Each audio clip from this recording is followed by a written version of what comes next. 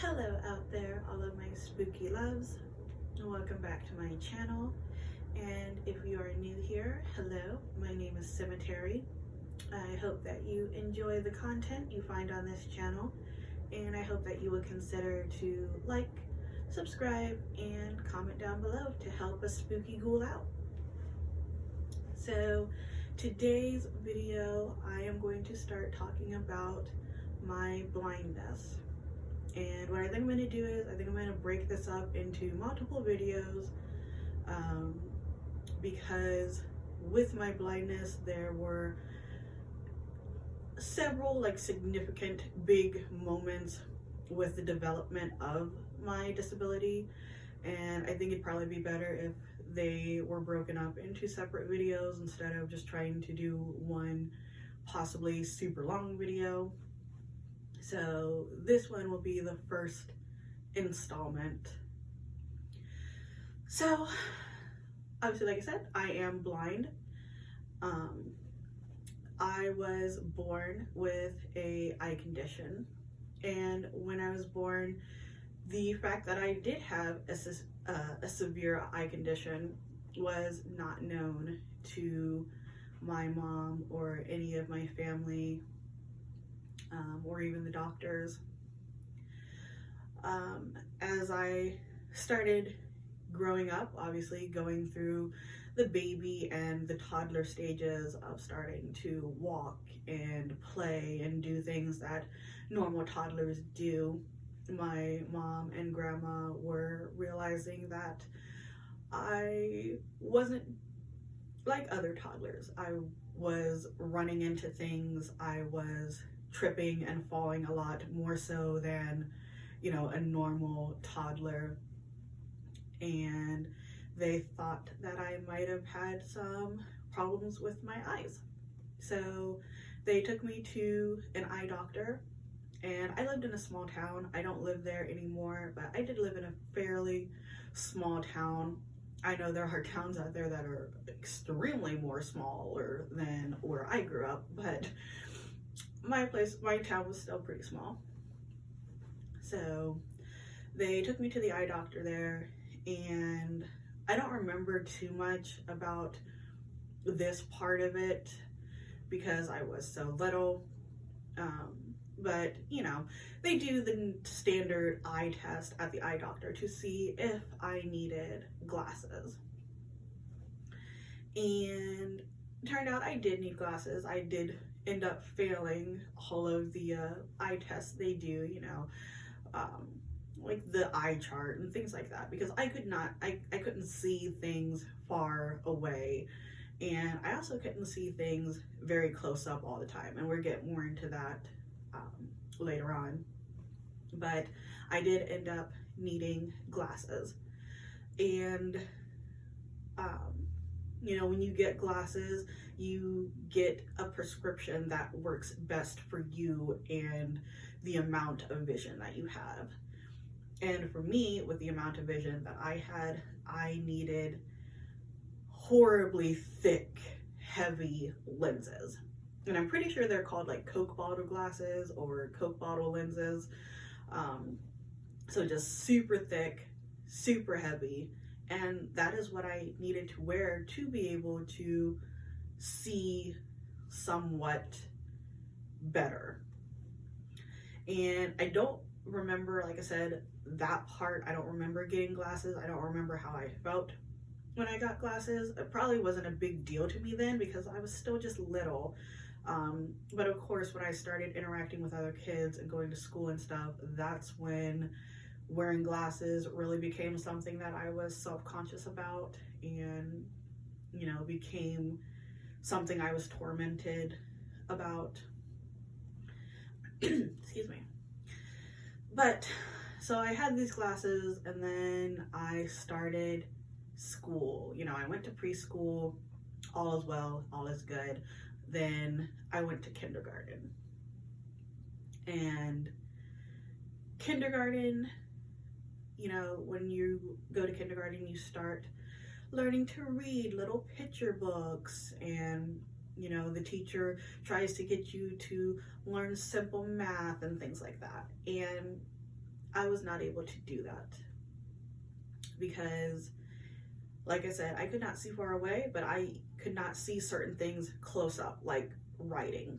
So I could not see print in books, or print, or, you know, writing that a teacher might have put on a piece of paper, or anything like that. Even with it close up to my face, I still could not see it.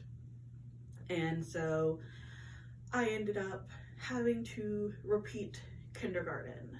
And that is something that I don't tell very many people, because it was something that I was very embarrassed about throughout my school age years. You know, I was just worried that people would make fun of me, like, oh my god, you failed kindergarten? How do you fail kindergarten? So I would just tell people when they questioned why I was a year or two older than them that I started school late. I, you know, never said, oh, it's because I had to repeat kindergarten. But that is the truth. I did have to repeat kindergarten because they thought that I was just stubborn, I guess, and just not developmentally ready to move on to first grade. But that wasn't the case at all. It was just that my vision was very bad and worse than what, you know, we had thought. So my mom and grandma eventually realized that I was still having trouble seeing, and they took me back to the eye doctor in our small town. And thankfully, he realized that my vision loss and, you know, my condition was way more severe than what he was equipped to handle. So he sent me to an eye specialist in Columbus, Ohio. And I really loved my eye specialist. I literally saw him up until I think I was like 19 or 20. So I saw him for a very long time, and I really loved him. He was great. He was super nice. But once I was sent to him, that is where the turning point started. And when I say the turning point, I mean the turning point of knowing the severity of my vision, the turning point of knowing that I was classified as disabled, to know that I was classified as legally blind, and the turning point of starting to slowly start spiraling into disability-related depression. So the condition that I have, that we found out when I went to the eye specialist, is juvenile macular degeneration. And there are different types to it. I believe there are 3 different types to it, and the one that I have is Stargardt disease.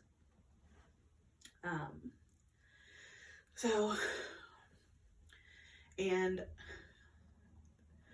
knowing that I had this condition at a young age was, once again, not really anything that hit me. The doctor was straight up with us and told us that, you know, when I got older, that I would completely lose my vision. And as a little kid, you know, as a little kid in kindergarten, you think, oh, okay, he means when I'm like old, when I'm like a grandma, like, okay, I don't care then. But that was not the case, obviously, because I am not a grandma. I'm not that old. I'm almost 30, but I am not, you know, the age that I, in my head, when I was a little kid, thought I would be when I completely lost my vision.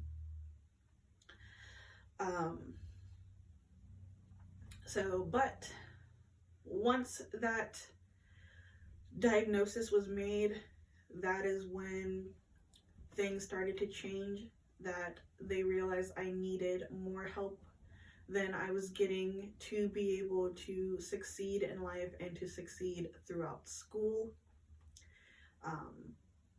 And some of the technology and some of the things that I had to help me in school, I will talk about probably in the next video.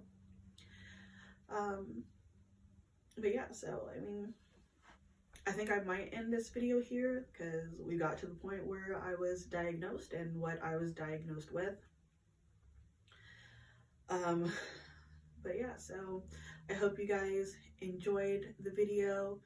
Feel free to leave any comments down below that you may want me to answer in the next video when I talk about the next significant thing about my blindness and my, losing my vision and dealing with it. But like I said, I hope that you guys enjoyed this video. Please like and subscribe if you are not already subscribed, and turn on your notifications so that you will be notified when I put out the next video. And yeah, I hope that everybody has a wonderful morning, day, night, whenever you are watching this, and stay spooky, everybody.